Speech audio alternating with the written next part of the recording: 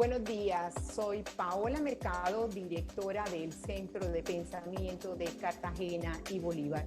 Le damos la bienvenida a todas las personas que en estos momentos están conectados en este Facebook Live, donde hablaremos sobre las medidas de reactivación económica post-cuarentena.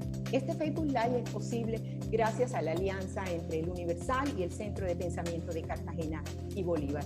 Nuestros agradecimientos especiales a las directivas del Universal, también a la Junta Directiva del Centro de Pensamiento de Cartagena y Bolívar. Nuestro invitado el día de hoy es Luis Fernando Mejía, quien es economista colombiano, director ejecutivo de uno de los centros de pensamiento más importantes de América Latina y el Caribe, como este desarrollo, y fue director del Departamento Nacional de Planeación. Bienvenido, Luis Fernando. Hola Paola, muchas gracias por la invitación, un especial saludo, un agradecimiento para ti, para el Centro de Pensamiento Cartagena y Bolívar, para el Diario Universal y por supuesto para todos los que nos están siguiendo en redes sociales.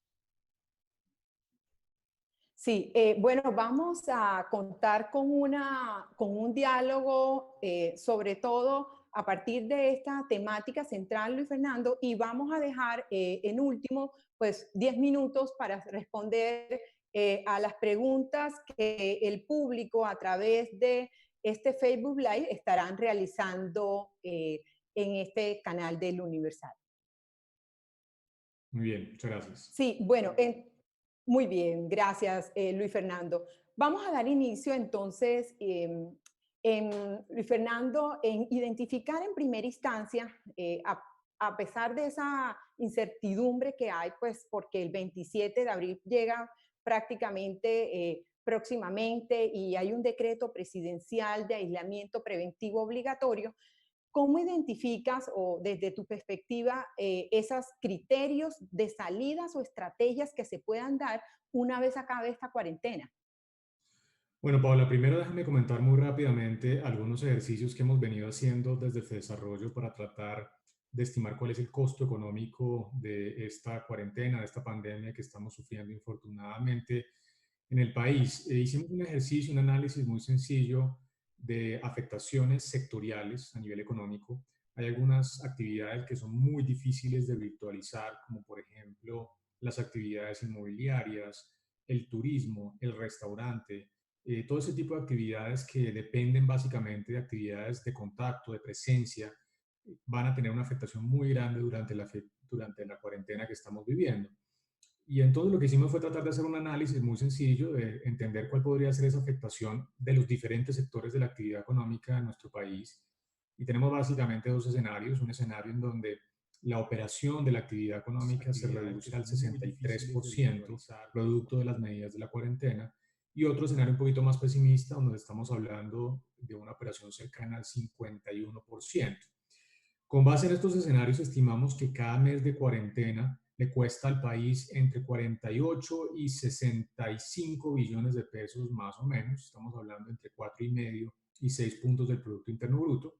Es un costo sustancial que, por supuesto, pone de presente el difícil balance que tienen hoy en día las autoridades a nivel nacional y territorial de darle prioridad, por supuesto, a las medidas de salud pública para evitar una expansión rápida del COVID-19, del coronavirus, que podría generar una gran cantidad de muertes a través de un desbordamiento de la infraestructura de nuestro sistema de salud. Pero por otro lado, también con estos costos económicos que pueden ser sustanciales, que además son mucho más complicados en un país como Colombia, que tiene más del 60% de la población en la informalidad laboral. Así que con base en estos escenarios y estos costos económicos que pueden ser sustanciales, lo que hicimos fue tratar de generar algunos criterios de salida que pueden ser graduales, por supuesto. Esto no es como prender y apagar un switch en donde inmediatamente se levanta la cuarentena y todos volvemos a la normalidad. Esto hay que hacerlo de manera muy gradual. Hay unas condiciones de salida relacionadas con unos criterios en donde las autoridades deben definir algunos límites necesarios que se deben cruzar en términos de condiciones de salud. ¿Cuál es la capacidad necesaria en términos de realización de pruebas? ¿Cuál es el número de unidades de cuidados intensivos que se necesitan, no solamente a nivel nacional, sino a nivel territorial? Esto es muy importante porque las brechas son distintas entre las diferentes ciudades del país. cuál es la capacidad de también tener respiradores, que es un tema muy importante para evitar fallecimientos producto de esta pandemia. Y también cuál es la capacidad del Estado y de las diferentes empresas del sector privado para proveer materiales como, por ejemplo, los tapabocas, que ahora seguramente vamos a tener que utilizar muy frecuentemente cuando salgamos a las calles, y el material antiséptico para evitar el contagio. Entonces, una vez se definan esos criterios, que nosotros en eso, pues Paola, no somos expertos, eso lo dejamos a los científicos, epidemiólogos, que son los expertos en esto, definimos de alguna manera tres elementos que podrían ir gradualmente evitando que la economía esté en una cuarentena generalizada. Y básicamente son tres dimensiones y las menciono muy rápidamente. La primera tiene que ver con un criterio más poblacional, en donde se deben evaluar los riesgos de mortalidad, y la cuarentena seguramente va a tener que continuar para personas de más de 60 o 70 años que tienen un riesgo de mortalidad un poquito más alto, qué comorbilidades tienen también, las antecedentes médicos son importantes, y tener entonces una diferenciación en términos de esos riesgos de no solamente contagio, sino también especialmente de muerte ante el COVID-19. Segundo, la dimensión regional. Nuestro país tiene 1.102 municipios y más de 1.000 municipios hoy en día no tienen presencia del COVID-19. Uno podría ir pensando en relajar paulatinamente las restricciones en aquellos municipios o regiones en donde no hay presencia masiva, obviamente con un monitoreo para poderla reintroducir en la medida en que sea necesario. Así que ahí también hay unas cosas que hay que mirar con mucha cautela. Y finalmente, Paola, el tema sectorial. Y esto es siguiendo un poco la experiencia de otros países, como el caso de Alemania, que la semana anterior reintrodujo algunos sectores a la actividad económica, como por ejemplo el sector de la construcción, un sector que tiene un alto valor agregado, encadenamientos muy importantes con diferentes sectores de la actividad económica. Es un sector además altamente generador de empleo, y por su naturaleza, que usualmente en las primeras fases de construcción se hacen en espacios muy abiertos, es posible con medidas de seguridad estrictas, importantes, pues proteger la vida de los trabajadores, pero permitir algún desarrollo de esa actividad económica. Entonces también plantearnos esta idea de pensar qué tipo de sectores similares con alto nivel de valor agregado, de encadenamiento productivo, podría tener ese tipo, digamos, de relajamiento gradual. Sí, en efecto, tú acabas de mencionar uno de los sectores y es el sector de la construcción. Y en esa reflexión de esos criterios de salida, entonces, para ti cobra fuerza el hecho de que se haga por regiones, ¿no? Que sea diferenciado por regiones y que sea diferenciado, en este caso, por sectores.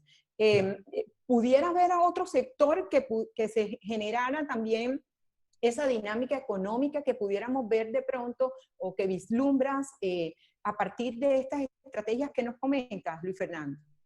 Sí, mira, ya viendo la experiencia un poco de los diferentes lineamientos que se han planteado en países como Alemania, como España, que ya está también arrancando con algunas de los elementos, pues primero el sector de las edificaciones, construcción, digamos, enfocado en edificaciones, como les contaba ahora, que ya es un sector que en Alemania está reintroduciéndose.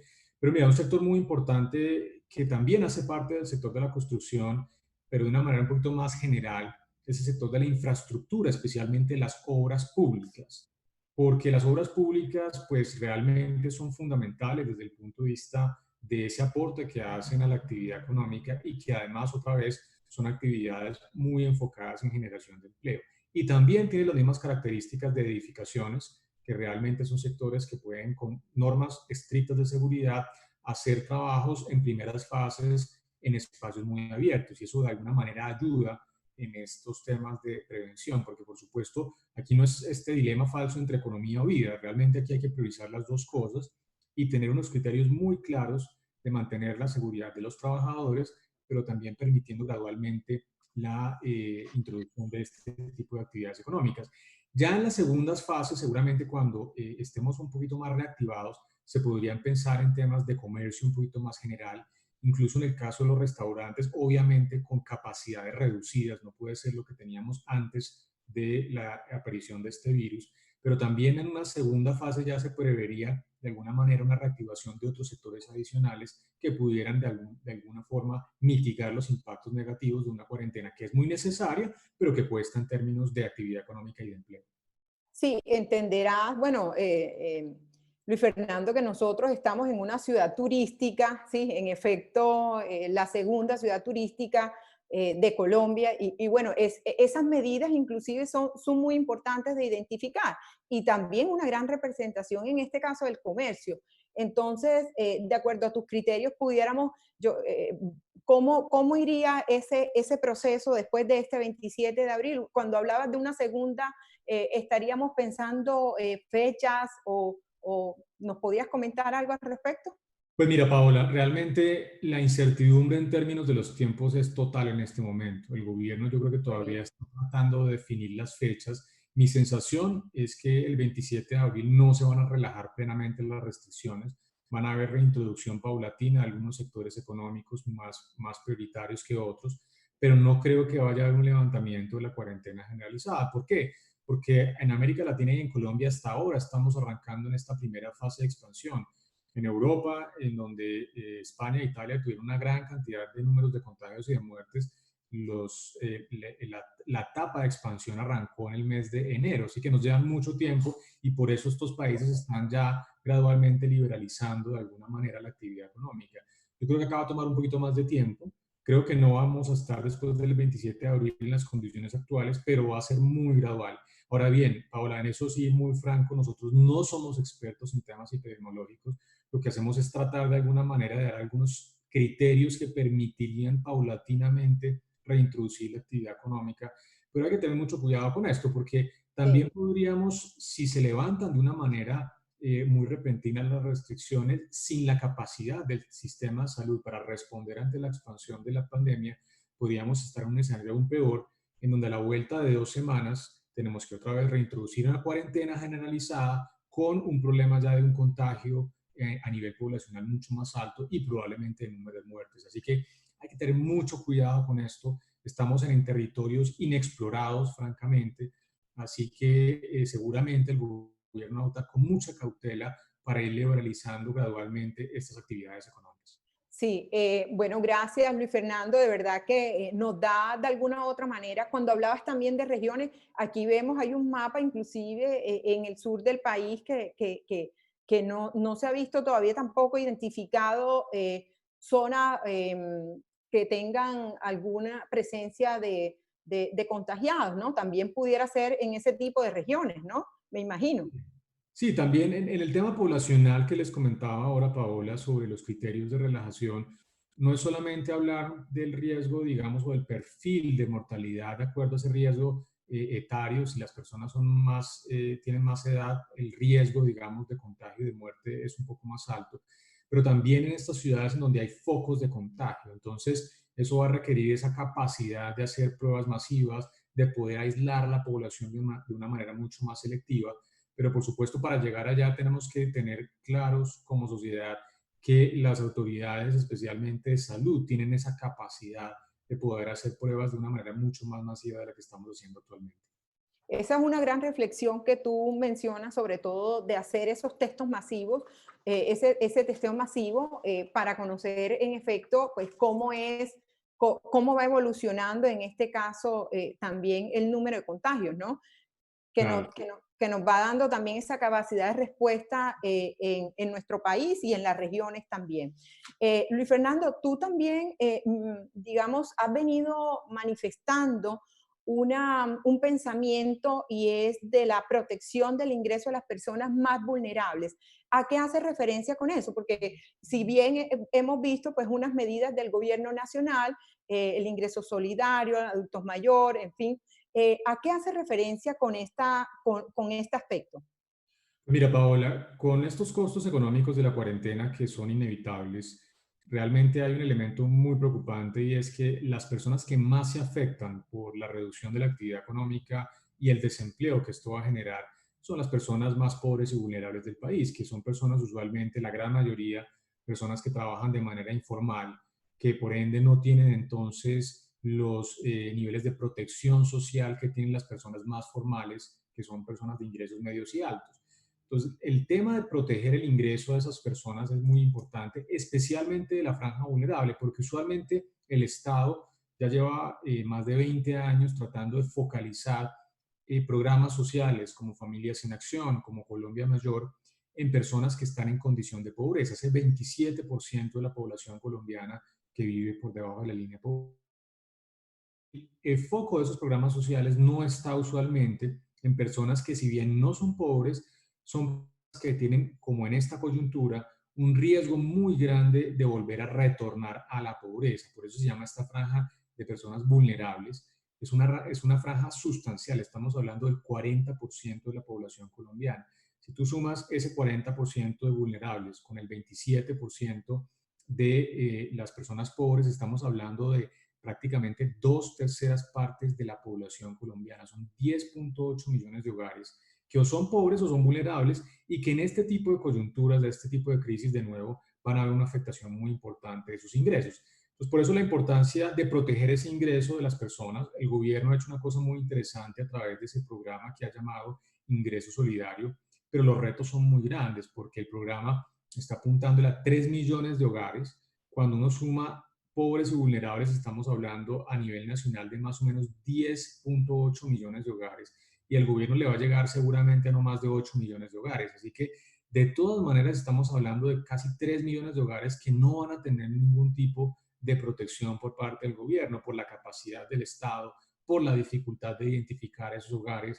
Así que ahí hay un reto muy importante y ahí entonces, Paola, es fundamental esa articulación entre los esfuerzos a nivel nacional y lo que pueden hacer las autoridades a nivel territorial. Eso es muy importante porque esa complementariedad va a garantizar que las personas más vulnerables y pobres no sufran tanto en esta coyuntura. Y sobre todo también, Luis Fernando, a pensar en este tejido empresarial de la pequeña y la mediana empresa, porque prácticamente en el caso de Cartagena y Bolívar, y si llevamos también a nivel nacional, pues tenemos que también hay una gran población, un gran tejido empresarial constituido por estas pymes que se van a ver también asfixiadas, ¿no? Claro, y ese es el tercer componente de lo que hemos venido hablando. El primero era estos temas de los criterios diferenciales, el segundo, protección del ingreso, y uno tercero muy importante relacionado con protección al empleo.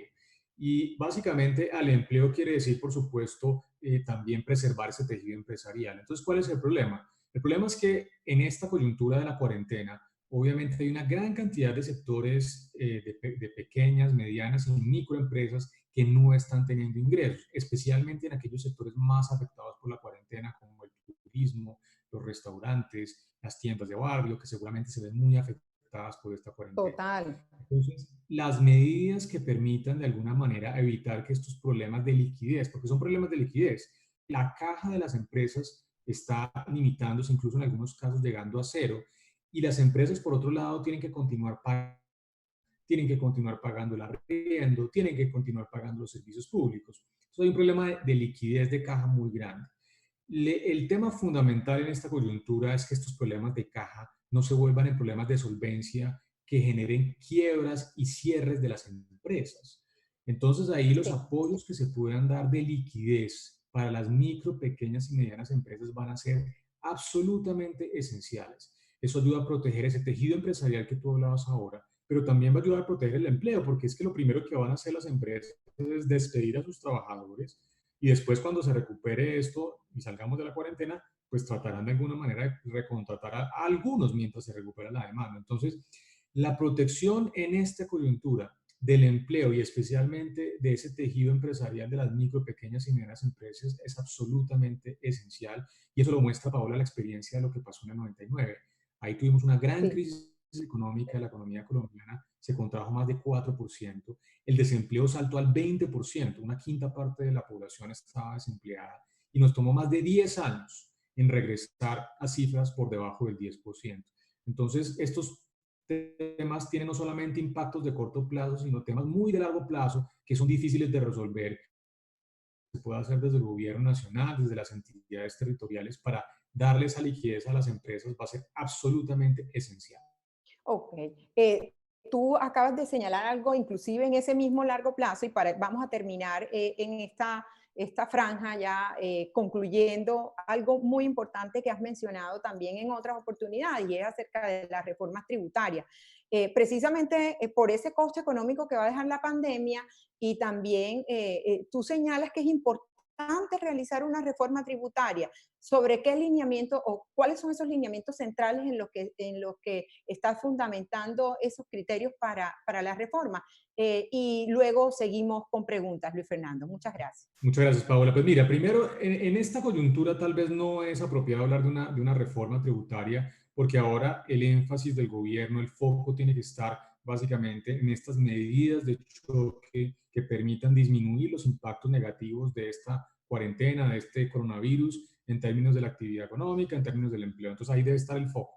Sin embargo, tampoco hay que decirnos mentiras. Yo sé que a la gente no le gusta escuchar que hay una reforma tributaria, pero mira, el costo económico de esta crisis que estamos viviendo se va a pagar de dos formas. Una primera va a ser a través de un aumento de la deuda pública. La deuda pública va a tener que aumentar sustancialmente. Eso implica que generaciones futuras, nuestros hijos, van a tener que pagar esa deuda hacia adelante. Pero otra parte va a tener que estar seguramente atada a una reforma tributaria. Yo estimo no va a llegar antes del próximo año. Segunda mitad del 2021 estimo yo que el país otra vez estará discutiendo una reforma tributaria. Es la oportunidad para no, como dicen algunos empresarios, no empezar a cazar en el zoológico, a los que siempre pagan, aumentar los impuestos. No, realmente es una oportunidad para revisar de una manera muy estructural nuestro sistema tributario, eliminar esa gran cantidad de exenciones que existen a las empresas. Es muy importante evitar que nuestro sistema tributario tenga esas dispersiones. Qué mejor que tener unas tarifas que son bajas pero planas, que le aplican a todo el mundo de manera transversal. Y eso no aplica hoy en día. Realmente nuestro estatuto tiene una gran cantidad de exenciones sectoriales. Incluso en la última reforma se introdujeron algunas adicionales. Hombre, tengamos un sistema mucho más sencillo, transparente y claro, tarifas bajas, pero que le apliquen a todas las empresas. Y también se van a tener que hacer cosas como, por ejemplo, aumentar la tributación de las personas de más altos ingresos. Seguramente pensar en mantener el impuesto al patrimonio de una manera mucho más permanente. Eso aplica para personas que tienen patrimonios muy altos, patrimonios líquidos por encima de los 3.000 millones de pesos. Estamos hablando de personas muy ricas de nuestro país. También aumentar la tributación de los dividendos, de los ingresos de capital, que hoy en día no están grabados tan fuertemente como los ingresos laborales. Así que mucho desde el punto de vista de simplificar nuestro estatuto, de hacerlo más progresivo, y seguramente esta coyuntura va a ser importante para generar los consensos que permitan avanzar hacia un sistema tributario que no afecte, por supuesto, a las clases menos favorecidas, pero que sí haga un estatuto mucho más progresivo, más justo, en donde los que más tienen paguen más de lo que lo están haciendo actualmente. Muy bien, Luis Fernando, y por supuesto, nosotros como centros de pensamiento jugamos un rol muy importante frente a esta pandemia. Me gustaría saber, tú que estás liderando también un centro de pensamiento importante en el Caribe colombiano, en Centroamérica, ¿cuál crees tú que es en este caso, ese rol que debemos asumir como centro de pensamiento? Pues mira, Paola, el rol que juegan los centros de pensamiento en esta coyuntura es absolutamente esencial. Por su naturaleza, los centros de pensamiento tienen ese rigor académico, esa profundidad para hacer análisis de los elementos de la política pública y sobre todo la independencia. Eso es muy importante porque la independencia evita que las recomendaciones estén a la luz de intereses particulares, gremiales, empresariales o sectoriales. Entonces, lo que se puede hacer en esta coyuntura es lo que estamos haciendo todos los centros de pensamiento: hacer análisis, proveer alternativas de política pública, decir cuáles son los costos de las diferentes alternativas, para hacer una cosa muy importante, que es informar las decisiones de política pública. En este momento, con tanta incertidumbre, el presidente de la República, los diferentes alcaldes a nivel territorial están tomando decisiones que nunca se habían tenido que tomar en más de 100 años. La última gran pandemia ocurrió en 1918 y estamos en una economía moderna, integrada, en donde este tipo de decisiones tienen unos costos realmente sustanciales. Entonces, lo que estamos haciendo los centros de pensamiento es informar ese tipo de decisiones, y eso es lo más valioso desde el punto de vista de la contribución para la sociedad, para que se tomen decisiones con evidencia, para que se tomen decisiones de nuevo que sean informadas y que vayan en defensa del bienestar general. Por eso la importancia y el rol central que juegan los centros de pensamiento en esta coyuntura. Sí, en efecto, este es un espacio para eso y para generar una sociedad civil más informada. Muchísimas gracias. Bueno, Luis Fernando, vámonos a unas preguntas que tenemos en este caso por parte del público que está conectado. Tenemos a Eder Hernández. Eder Hernández pregunta, medidas de reactivación económica post-cuarentena.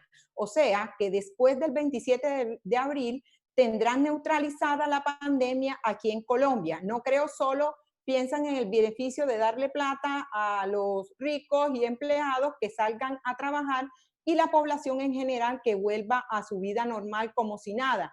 No hay cura todavía, no está controlada la pandemia y solo piensan en la economía. Pues mire, y Paola, ese dilema entre economía y salud realmente es un dilema que no existe. Así como no hay una economía que pueda funcionar en el contexto de una pandemia que genera una gran cantidad de contagios y de muertes, tampoco hay sistema de salud que aguante con una economía que está paralizada durante 3 o 4 meses.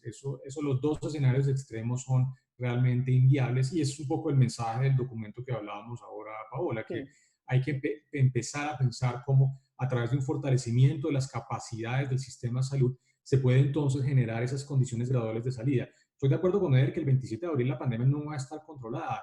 Lo que dicen los escenarios de los que saben de esto, los científicos epidemiólogos, es que el pico de contagio seguramente va a llegar a principios del mes de mayo, así que todavía nos falta todavía mucho camino por recorrer. Y por eso las alternativas de política pública, como les contaba ahora Paola, no pueden ser esto como aprender y apagar un switch, es decir, otra vez 28 de abril todo el mundo como si no hubiera pasado nada. Esto va a requerir medidas que son muy selectivas, muy graduales, pero sí también con ese mensaje que esa dicotomía entre economía y vida realmente no existe. Así como la pandemia genera muertes, también una economía postrada durante 3 meses seguramente va a generar problemas de hambre, de muerte, de salud pública, de salud mental, que van a ser muy sustanciales. Así que ese difícil balance vamos a tener que pensarlo como sociedad y por eso las autoridades a nivel nacional y a nivel territorial van a tener que tomar decisiones para gradualmente y en la medida de lo posible ir reactivando la actividad económica. Sí, tenemos otra pregunta de Santiago Martínez que dice, doctor Luis Fernando, ¿no cree que habría un efecto negativo en la inversión y la reactivación de la economía si eliminan las exenciones de las empresas? Entonces, tengo que aclarar esto, esa es una pregunta que me parece muy, muy importante porque cuando yo hablo de eliminar exenciones no estoy hablando de eliminar algunas de las cosas que se introdujeron en la reforma tributaria anterior que me parecen muy importantes. Por ejemplo, yo no estoy de acuerdo con que se debería subir la tarifa de tributación de las empresas. Nuestras tasas de tributación de renta, que antes eran del 33% y que van a ir cayendo gradualmente al 30%, realmente nos están poniendo a competir en una cancha mucho más nivelada frente a otros países. Eso me parece absolutamente esencial. Tampoco reversaría ese descuento que se introdujo del IVA pagado en bienes de capital, en inversión de maquinaria y equipo. Eso me parece muy importante. Lo que no me gusta son las exenciones sectoriales, porque me parece muy bien que el Estado pretenda reducir de operación de las empresas. Y estamos hablando no solamente de las empresas grandes, de las micro, pequeñas y medianas empresas, que el costo de operación sea más. Pero ¿qué sentido tiene tener exenciones sectoriales? El año pasado se introdujeron secciones al sector agropecuario, a las mega inversiones, a la economía naranja, y como esas hay un listado muy grande de más de 30, 40 exenciones sectoriales. Entonces, lo que creo es que bien reducir los costos de operación, pero hacerlo de manera transversal, porque esas exenciones sectoriales muchas veces no se sabe qué beneficios generan y sí pueden estar generando unos costos muy importantes desde el punto de vista fiscal que se van a necesitar esos recaudos tributarios a partir del próximo año. Tenemos otra pregunta por parte de Alicia Angélica Sainz. Recomendaciones rápidas para la reactivación del sector del turismo. Pues mira, infortunadamente el sector del turismo es uno de los sectores más golpeados por la cuarentena, así como el sector de las actividades inmobiliarias. Restaurante, turismo y actividades inmobiliarias son los 3 sectores que hemos encontrado como los más afectados en esta cuarentena. Y aquí quiero ser muy claro, y es que incluso en un escenario en donde empiece ya esa reactivación sectorial, el turismo va a sufrir de manera importante, porque a pesar de todas las medidas de distanciamiento social, todas las medidas de prevención, seguramente los turistas extranjeros van a disminuir sustancialmente sus actividades de viajes a nivel internacional. Así que afortunadamente va a haber una afectación grande. Y yo creo que para esto entonces las medidas de apoyo a las empresas a nivel sectorial, por ejemplo, del tema de turismo y estos sectores especialmente afectados, van a tener que tener una duración mucho más largo plazo que las que tenemos en general para hoy. Hoy el gobierno está haciendo unas medidas muy generalizadas, pero creo que los apoyos de liquidez, los apoyos para mantener el empleo de los sectores más afectados, creo que van a tener que mantenerse en el tiempo durante mucho más largo plazo. ¿Por qué? Porque en esto sí hay que ser muy francos, va a ser muy difícil que ese tipo de actividades como los restaurantes, como el entretenimiento, como el turismo, se reactiven rápidamente en este año hasta tanto no se encuentre una vacuna. Así que ahí sí soy un poquito más pesimista y por eso el gobierno juega un rol muy importante en un apoyo que va a tener que continuar seguramente a lo largo de este año para esos sectores. Sí, importante también, Luis Fernando, yo creería que en esas medidas también paulatinas, estimular un poco la demanda interna, ¿no? También, porque Claro, por si supuesto. bien tú lo señalas, pues no llegará el turismo internacional, pero el nacional poco a poco podrá seguir llegando y ayudando a reactivar también esta actividad, ¿no? Claro, y por eso, por ejemplo, menciono, Paola, que me he escuchado que hay una propuesta de eliminar los festivos en la segunda mitad de este año. A mí me parece una medida que no es aconsejable, porque si bien podría generar unos aumentos de la producción industrial, va en contra de una de las actividades más golpeadas en esta Claro. cuarentena, que es el sector del turismo. Entonces, ojalá se pueda mantener los festivos como están, que gradualmente se vaya recuperando el turismo, como tú lo dices, de manera gradual y a través de apoyos a la demanda, por supuesto. No hablamos de eso, pero mira, todo lo que se pueda hacer para apoyar la demanda una vez salgamos de esta cuarentena seguramente va a ser esencial a través de las medidas de reactivación que introduzca el gobierno nacional, pero a través de medidas también monetarias. El Banco de la República seguramente va a tener que continuar reduciendo sus tasas de interés para Sí, sí. abaratar el costo del crédito y para estimular la demanda agregada. Eso va a ser absolutamente esencial para que la velocidad de recuperación sea mucho más rápida que lo que sería de otra manera. Muy bien, tengo una pregunta de Hermes Figueroa. Dice, ¿ha dado una proyección de pérdidas mensuales que deja esta pandemia por sectores? ¿Tiene alguna discriminación de estos costos y cuánto aportaría a turismo, por ejemplo?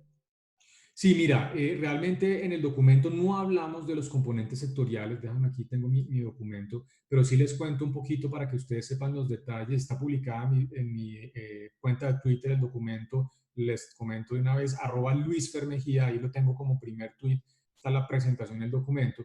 Y en el sector de comercio, que incluye, por supuesto, el sector de comercio en Colombia tiene transporte, alojamiento y turismo. El sector de comercio va a ser uno de los más grandes afectados y además el sector más importante en términos de participación del PIB, aporta el 18% del Producto Interno Bruto. Y ahí el turismo, infortunadamente, va a tener una caída sustancial de su actividad económica. Estamos previendo que el turismo pasa de un nivel de operación del 100% a un nivel cercano al 15% en el mejor escenario y del 5% en el peor escenario. O sea, es una caída absolutamente sustancial.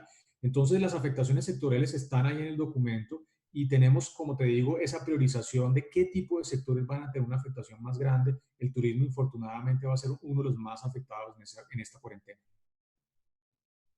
Bueno, Luis Fernando, de verdad, muchísimas gracias. Hemos querido ser respetuosos del tiempo, sobre todo por la disposición tuya y también de todas estas personas que han estado conectados a través de este Facebook Live. De verdad, nuestros agradecimientos a El Universal, por supuesto, a Luis Fernando, a ti como centro de pensamiento que entiendes también todas estas problemáticas y sentimientos también que tenemos nosotros como centro de pensamiento de Cartagena y Bolívar.